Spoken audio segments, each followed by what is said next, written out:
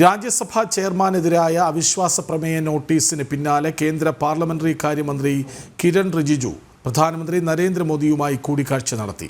Parliament സാഹചര്യം കിരൺ റിജിജു പ്രധാനമന്ത്രിയെ ധരിപ്പിച്ചു. ശീതകാല സമ്മേളനത്തിന്റെ 13ാം ദിവസവും പാർലമെന്റ് പ്രക്ഷുബ്ധമായിരുന്നു. സോണിയ സോറോസ് ബന്ധം വിശദീകരിക്കണമെന്നാവശ്യപ്പെട്ട് BJPയും രംഗത്തെത്തി. രാജ്യസഭ നാളത്തേക്ക് പിരിഞ്ഞു. വിവരങ്ങളുമായി ഗൗതം അനന്തനാരായണനൊപ്പം ചേരുന്നു. ഗൗതം, ഇന്ന് സഭയിൽ എന്താണ് ഉണ്ടായത്?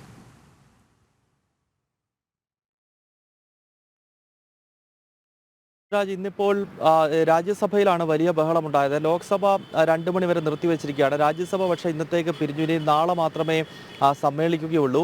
ഇന്നിപ്പോൾ സഭയിൽ ഭരണ പ്രതിപക്ഷം തമ്മിൽ വലിയ ഏറ്റുമുട്ടലുണ്ടായി. ജോർജ് സൊറോസും അതോടൊപ്പം തന്നെ സോണിയാഗാന്ധിയുടെ കുടുംബവും നെഹ്റു കുടുംബവുമായിട്ടുള്ള ബന്ധം എന്താണ് എന്നത് സംബന്ധിച്ചുള്ള വിശദീകരണം വേണമെന്നതാണ് BJPയുടെ പ്രധാനപ്പെട്ട ആവശ്യം. ജോർജ് സൊറോസസ് പണമൊഴുക്കിയത് ഇന്ത്യ വിരുദ്ധ പ്രവർത്തനങ്ങൾക്ക് വേണ്ടിയാണ്. അതിനാൽ കോൺഗ്രസ് രാജ്യവിരുദ്ധ പ്രവർത്തനങ്ങളിലാണ് ഏർപ്പെട്ടത്. ഈ നാട്ടിലെ 140 കോടി ജനങ്ങളോട് കോൺഗ്രസ് മാപ്പ് പറയണമെന്ന് കിരൺ റിജിജു സഭയിൽ ആവശ്യപ്പെട്ടു. ഇതിനെതിരെ കോൺഗ്രസ് അംഗങ്ങൾ കൂടി എത്തിയതോടുകൂടി പിന്നീട് സഭാ നടപടികൾ ചോദ്യോത്തരവേള മുന്നോട്ട് കൊണ്ടുപോകാൻ കഴിയാത്ത സാഹചര്യമായി. ഒപ്പം രാജ്യസഭാ ചെയർമാൻ ജഗദീപ് ധൻഖറിനെതിരെ നിലവിൽ അടിയന്തര അവിശ്വാസ പ്രമേയത്തിന് പ്രതിപക്ഷം ഇന്ത്യ മുന്നണി നോട്ടീസ് നൽകിയിരിക്കുകയാണ്. ഇതും വലിയ തോതിലുള്ള ബഹളത്തിന് വഴിവെച്ചു. ഈ നോട്ടീസുമായി മുന്നോട്ട് പോകുന്ന ഘട്ടത്തിൽ ഭരണപക്ഷമാകട്ടെ രൂക്ഷ ഭാഷയിൽ കോൺഗ്രസിനെ വിമർശിച്ചുകൊണ്ട് രംഗത്തെത്തി. ഒരു കർഷകന്റെ പുത്രനായ ജഗദീപ് ധൻഖറാണ് ഇപ്പോഴത്തെ രാജ്യസഭാ ചെയർമാൻ. അതിനാൽ അദ്ദേഹത്തെ ഏത് വിധേനയും തങ്ങൾ പ്രതിരോധിക്കുമെന്ന സന്ദേശം കേന്ദ്ര സർക്കാരും അതോടൊപ്പം തന്നെ BJPയും നൽകിയതോടുകൂടിയാണ് പിന്നീട് വലിയ ബഹളത്തിലേക്ക് കാര്യങ്ങൾ പോയത്. ഈ പശ്ചാത്തലത്തിലാണ് ഇന്നിപ്പോൾ രാജ്യസഭ ഇന്നത്തേക്ക് പിരിയാൻ തീരുമാനിച്ചത്. കൃഷ്ണരാജ്. ഗൗതം, 2 കാര്യങ്ങൾ. ഒന്ന്, രാജ്യസഭയിൽ പാർലമെൻറ്റിൽ അപ്പാടെ കോൺഗ്രസ് പ്രതിരോധത്തിലാകുന്നു. മറുവശത്ത് ഇന്ത്യ സഖ്യത്തിനുള്ളിൽ കോൺഗ്രസിനെ പ്രതിരോധത്തിലാക്കുന്ന നീക്കങ്ങൾ നടക്കുന്നു. രാഹുൽ വേണ്ട, മമത വരട്ടെ എന്ന് മുതിർന്ന നേതാക്കളും സഖ്യകക്ഷി നേതാക്കളുമൊക്കെ പറയുന്നുണ്ട്. അങ്ങനെ അപ്പാടെ പ്രതിരോധത്തിലാകുന്നു കോൺഗ്രസ്. കൃഷ്ണരാജ്, ഇപ്പോൾ BJP ചൂണ്ടിക്കാണിക്കുന്നത് ഇത് തന്നെയാണ്. അതായത് ഈ രാജ്യസഭാ ചെയർമാനെതിരെ ഇത്തരമൊരു നീക്കം നടത്തുന്നതിൻ്റെ കാരണം ഇന്ത്യ മുന്നണിക്കകത്തുള്ള അഭിപ്രായ വ്യത്യാസമാണ് എന്നുള്ളതാണ്. കൃഷ്ണരാജ് സൂചിപ്പിച്ചതുപോലെ മുന്നണിക്കകത്ത് വലിയ പ്രശ്നങ്ങൾ നിലനിൽക്കുന്നുണ്ട്. തൃണമൂൽ കോൺഗ്രസിനെ പോലൊരു പ്രധാനപ്പെട്ട കക്ഷി തന്നെ ഇടഞ്ഞു നിൽക്കുന്നു.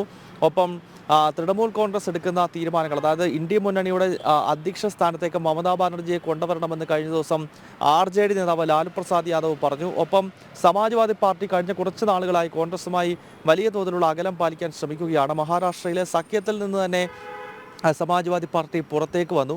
അങ്ങനെ കടുത്ത ഭിന്നത ഇന്ത്യ മുന്നണിക്കകത്ത് നിലനിൽക്കുന്നുണ്ട്. സഭയ്ക്കകത്തെടുക്കേണ്ട തീരുമാനങ്ങളിലും ഈ ഭിന്നത പ്രകടമായിരുന്നു.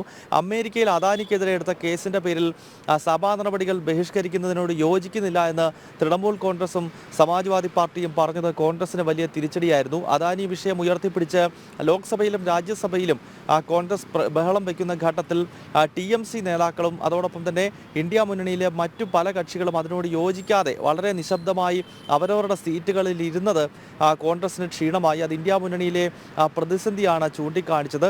അതിനാൽ അതിൻ്റെ വിഷയത്തിൽ നിന്നും കൃത്യമായി വ്യതിചലിക്കുന്നതിന് വേണ്ടിയാണ് രാജ്യസഭാ ചെയർമാനെതിരെ ഇത്തരത്തിൽ ഒരു അവിശ്വാസ പ്രമേയ നീക്കവുമായി ഇന്ത്യ മുന്നണിക്കകത്ത് കോൺഗ്രസിനെ പിന്തുണയ്ക്കുന്ന കക്ഷികൾ എത്തുന്നത് എന്ന വിമർശനമാണ് BJP പ്രധാനമായും ഉന്നയിക്കുന്നത്. ഇന്ന് കിരൺ റിജിജു തന്നെ രാജ്യസഭയിൽ സംസാരിക്കുമ്പോൾ ഇന്ത്യ മുന്നണിക്കകത്തെ പ്രശ്നങ്ങളുടെ പേരിൽ രാജ്യസഭാ ചെയറിൻ്റെ അന്തസ്സത്ത നശിപ്പിക്കാൻ ഒരു കാരണവശാലും തങ്ങൾ അനുവദിക്കില്ല എന്ന നിലപാട് കേന്ദ്രമന്ത്രി തന്നെ നേരിട്ട് വിശദീകരിക്കുന്ന പശ്ചാത്തലമുണ്ടായി. അതിനാൽ പൊതുവെ ഇപ്പോൾ BJP ഉയർത്തുന്ന ആരോപണം, ഒന്ന്, ജോർജ് സൊറോസസുമായി ബന്ധപ്പെട്ട വിഷയത്തിൽ കോൺഗ്രസിന് ഒന്നും തന്നെ വിശദീകരിക്കാൻ കഴിയുന്നില്ല, അവർ പ്രതിരോധത്തിലായിരിക്കുന്നു.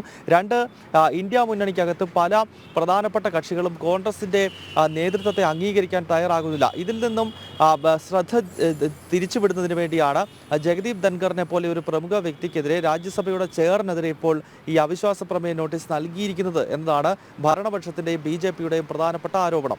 ഗൗതം, ഒരു കാര്യം കൂടി, അതായത് ഈ രാജ്യസഭാ ചെയർമാനെതിരെ അവിശ്വാസ പ്രമേയ നോട്ടീസ് ഇന്ത്യ സഖ്യം നൽകുന്നു. അതിന് പിന്നാലെ കിരൺ റിജിജു പ്രധാനമന്ത്രിയെ കണ്ട് കാര്യങ്ങൾ ധരിപ്പിക്കുന്നു, എന്താണ് സഭയിൽ നടക്കുന്നത് എന്നത്. അതിനെക്കുറിച്ച് കൂടി കൃഷ്ണരാജ്, ഇന്ന് ഈ സഭ ഇന്നത്തേക്ക് പിരിഞ്ഞതിന് ശേഷമാണ് പാർലമെന്ററി കാര്യമന്ത്രി പ്രധാനമന്ത്രി നരേന്ദ്രമോദിയുമായി കൂടിക്കാഴ്ച നടത്തിയത്. പാർലമെന്റിൽ തന്നെയായിരുന്നു ഈ കൂടിക്കാഴ്ച. സഭയിൽ നടന്ന കാര്യങ്ങൾ വിശദീകരിക്കുകയാണ് കിരൺ റിജിജു പ്രധാനമന്ത്രിയുടെ അടുത്ത് ചെയ്തത്. വരും ദിവസങ്ങളിൽ എന്ത് നിലപാടുകൾ എടുക്കണം എന്നത് സംബന്ധിച്ചുള്ള ഒരു ചർച്ച കൂടി ഇരുവരും തമ്മിലുള്ള ഈ കൂടിക്കാഴ്ചയിൽ നടന്നിട്ടുണ്ട് എന്നാണ് നമുക്ക് മനസ്സിലാക്കാൻ സാധിക്കുന്നത്. ഇത് സംബന്ധിച്ചൊരു ഔദ്യോഗികമായ വിശദീകരണമൊന്നും ഈ കിരൺ റിജിജുവിൻ്റെ ഓഫീസോ മറ്റോ നൽകുന്നില്ല. ഇത് മാധ്യമങ്ങളോട് കൃത്യമായ അത്തരം കാര്യങ്ങളെപ്പറ്റി സംസാരിക്കുന്നില്ല. എങ്കിൽ പോലും ഈ രാജ്യസഭാ ചെയർമാനെതിരെ അവിശ്വാസ പ്രമേയം കൊണ്ടുവന്ന വിഷയം തന്നെയാണ് ഇരുവരും തമ്മിൽ ചർച്ച ചെയ്തത് എന്നാണ് മനസ്സിലാക്കാൻ കഴിയുന്നത്. ശരി, രാജ്യസഭാ ചെയർമാനെതിരായ അവിശ്വാസ പ്രമേയ നോട്ടീസിന് പിന്നാലെ കേന്ദ്ര പാർലമെന്ററി കാര്യമന്ത്രി കിരൺ റിജിജു പ്രധാനമന്ത്രി നരേന്ദ്രമോദിയുമായി കൂടിക്കാഴ്ച നടത്തി. അതേസമയം ശീതകാല സമ്മേളനത്തിൻ്റെ 13-ാം ദിവസവും പാർലമെന്റ് പ്രക്ഷുബ്ധമായിരുന്നു. സോണിയ സോറസ് ബന്ധം വിശദീകരിക്കണമെന്ന് BJP ആവശ്യപ്പെട്ടു. വിവരങ്ങൾ നൽകുകയായിരുന്നു ഗൗതം അനന്തനാരായണൻ.